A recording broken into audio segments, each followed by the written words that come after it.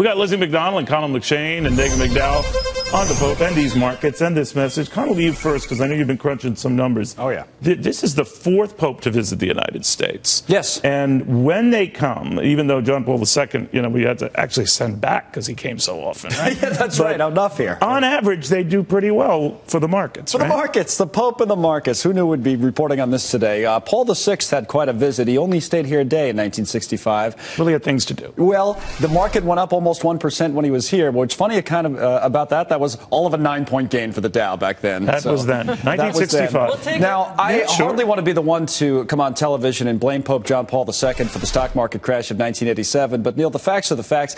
The Dow was down 2% during his visit from September the 10th to the 19th. And then, wouldn't you know it, the market crashed a month later. The whole market was doing that. I don't want to hear you blaming the Pope. No. But he came. We count the times, right? The way we did this. How did we crunch these numbers so people know? Our number crunching was we had 6 visits where popes came to the U.S. and met with a U.S. president. I see. And we looked at those. For the most part, as you said, the market did all right. It never did better than when old Pope Benedict arrived here in 2008, 15th to the 20th of April. The Dow was up 4%. So top that, Francis. Wow. All right. And he's just tooling around at the Vatican now, retired and all that. That's what I'm told. What do you think of that, Dagen? The correlation right between from the Pope visits from the Pope to the markets. Don't you be arguing with our numbers.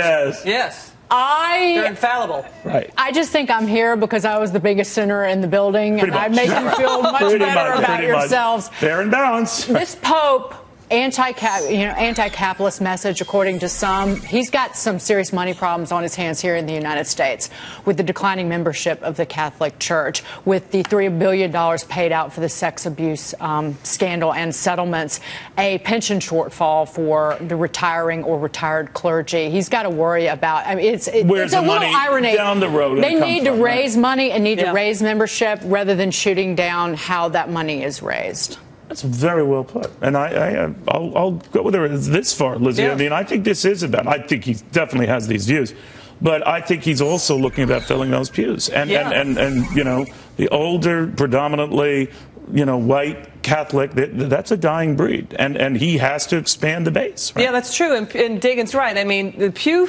polling found that for every Pew polling, like not that Pew, the pews. It'd be great if there was another Pew. No pun intended. No. That for every Catholic who joins, who puts out that Pew poll? No, I'm going to say. Pew polling is as follows. For every Catholic who joins, 7 have left over the last decade. So he's got to rest that slide. So he has to, and that's the issue. I mean, the Catholic Church is repelling more than they're attracting members right now. And Dagen's right.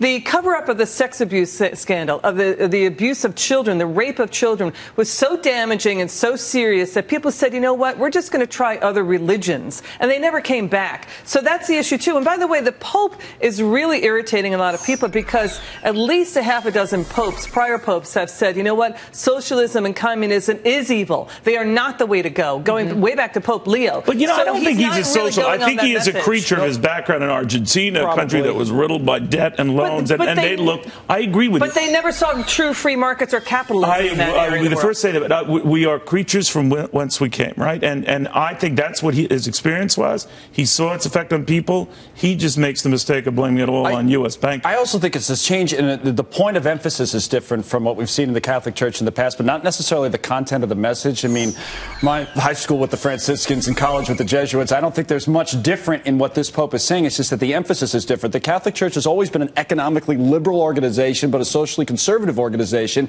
When you emphasize the economics rather than the social, you're going to get different people taking out different messages. The priests come off so judgmental and so condemning of others, while at the same time, yes, the attacks on children were so severe. To give this Pontiff credit, though, I mean, he did try to get ahead of this. Not enough. The one thing I'll point out about the encyclical on the environment is that it is the very people being lifted up out of poverty, however that might happen, that actually contributes to greenhouse gas emissions increasing, right? Because you have people coming out of poverty, driving cars, and living a higher quality of life, and that's contributing to it. But Neil hits on a key point, but de-emphasizing some of these social issues, you are more likely to attract younger people to come back. Hey, I'm up for grabs. I'm a Protestant, so, hey, show me what you got.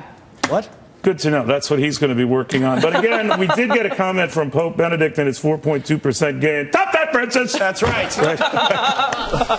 Not so.